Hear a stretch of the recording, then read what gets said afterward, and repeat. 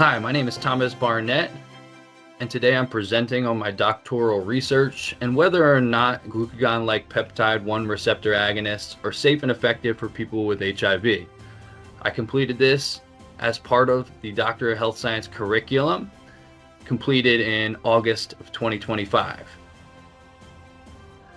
So just a quick background why I did this research, why it was necessary. It starts with the fact that in modern times, people with HIV are at a greater risk of weight gain and associated comorbidities because of the medicine they take called antiretroviral therapy, or ART. Now, many people know in modern times, glucagon-like peptide 1 receptor agonists, or GLP-1s, things like Ozempic or semaglutide, are being used increasingly for weight loss or weight management. But the problem is these drugs are understudied in people with HIV, who obviously have to take their medication lifelong as well.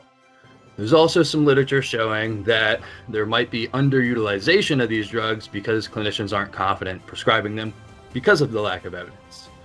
So my goal was to create some research questions to try to address this gap in the literature, predominantly looking at whether or not the GLP-1 agonists were still effective in people with HIV, and if there are any significant interactions or adverse effects that could maybe make them counterintuitive for that population. How I did that was through my methods. This was a systematic review and meta-analysis. Overall, after doing a massive literature search, I could only find 5 studies with clinical data in this population that was using a GLP-1 agonist, and obviously they had HIV and they were treated with HIV.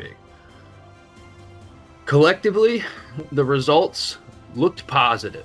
There was a significant decrease in all 4 primary outcomes, and those primary outcomes were weight in kilograms, weight and percent of weight they could lose, body mass index or BMI, and HbA1c to look at the metabolic side and not so much the weight related side to see if there's still a benefit, since these drugs are used in type 2 diabetics and not just for weight management. Overall, in my pooled analysis, there was a mean weight loss of 5.58 kilograms. This is pretty substantial considering most of the studies were just over a year or so. So around 11 or 12 pounds in a year. It's pretty substantial.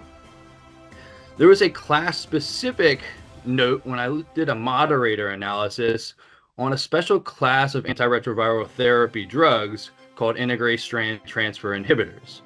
This class is known to cause greater weight gain in people with HIV and ultimately has a greater risk of cardiometabolic risk factors.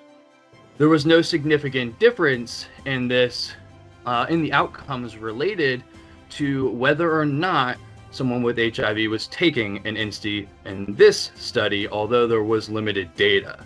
So we'll see that in the image here on the right. About 5.78 pounds lost in the INSTI group and about 6.33 lost in the non-INSTI group. So there was a subtle difference, but not statistically significant.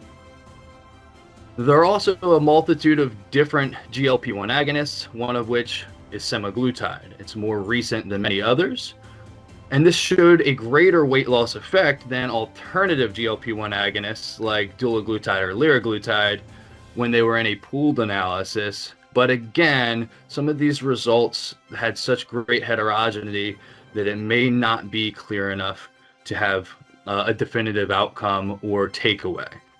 There were some other things I found in my other analyses, or correlation analyses, exploratory analyses, and that came down to things like baseline body weight or BMI. So those with a higher baseline weight were more likely to lose more weight taking these GLP-1 agonists. And there was inconclusive data on adverse effects. And only really one of the 5 that I analyzed had sufficient data, but that's not sufficient for a full meta-analysis. In the image towards the center here, you'll see a pooled effect size versus baseline. And this is really just showing how each of those 4 primary outcomes that I referred to earlier, how they all decreased from baseline. Baseline being this little dash line, and everything improved here going to the left and fairly substantially statistically significant, showing that there's definitely a potential for good efficacy in this population. So what does this all mean when we put it together? Really, it's just GLP-1 agonists appear to offer similar metabolic effects or benefits to people with HIV, regardless of their ART regimen, and a lot of the results looked comparable to the general population. So some really favorable potential outcomes, especially for risk management.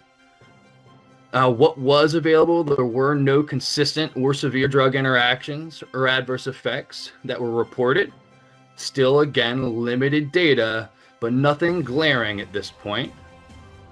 And then again, as I've mentioned a couple times through this, just to stay on the safe side, there's still some heterogeneity and a lack of long-term clinical studies to really derive any firm conclusion about GLP-1 use in this population. So ultimately, this means clinicians still should be pretty cautious and maybe focus on whether or not there's a big enough benefit for this person with HIV that they're treating to consider GLP-1 agonists to make sure, if they'll lose enough weight and have enough risk reduction to counteract any potential risk of weight gain or the potential for cardiometabolic comorbidities. So all this to say, long story short, for our conclusion in this research was GLP-1 agonists ultimately can improve metabolic outcomes in people with HIV without known severe safety concerns, but more high quality data is needed, and I hope that this helps drive research for future clinical trials.